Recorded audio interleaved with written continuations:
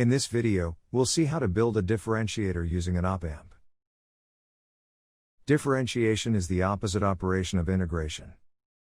So, maybe, if we somehow reverse our integrator circuit, we'll get a differentiator. Let's try it out. Let's switch the position of the capacitor and resistor and see what happens. As no current enters the input of the op-amp, the current IC, through the capacitor C, will be the same as IR, the current through the resistor R. If the voltage at the inverting node is Vx, IC will be equal to C into dVc by dt, where Vc is the voltage across the capacitor. Vc is equal to Vn minus Vx. Here, Vx is 0 by the virtual ground condition. IR is equal to Vx minus Vout by R, that is minus Vout by R. And now, equating IR and IC, Vout by R is equal to minus C dVn by dt. Rearranging, we get, Vout is equal to minus RC into dVn by dt. Hence, the circuit differentiates the input.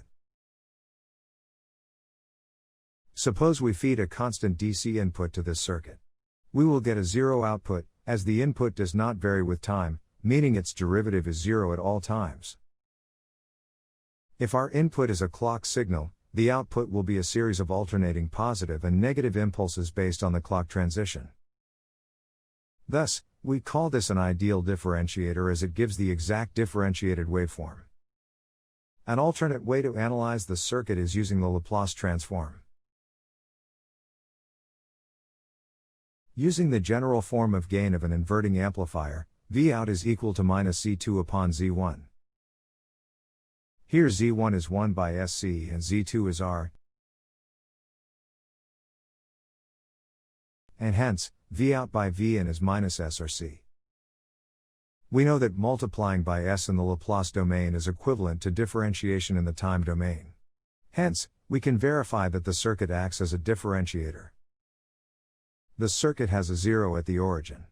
If we substitute S is equal to j omega, we get the frequency domain response.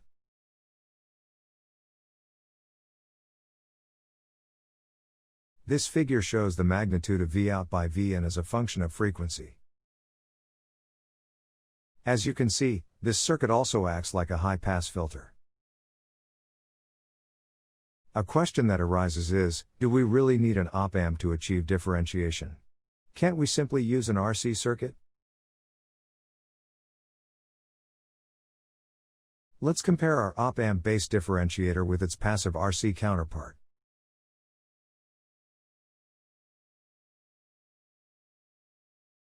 In the ideal differentiator, the virtual ground keeps the inverting node pinned to zero potential. This permits the input to change the voltage across C instantaneously. Hence, if we feed a pulse input to the ideal differentiator, we get a positive impulse and negative impulse at the pulse edges. In the RC filter, on the other hand, node X is not pinned, thereby following the input change at t equals 0 and limiting the initial current in the circuit to V by R. And hence, the output across the capacitor is not able to change instantly, leading to a decaying exponential output. If the decay time constant RC is sufficiently small, the passive circuit can be viewed as an approximation of the ideal differentiator. However, if we want proper differentiation, we have to use our op-amp-based differentiator. That's all for this video. If you have any questions, feel free to ask in the comments section. Don't forget to like, share and subscribe.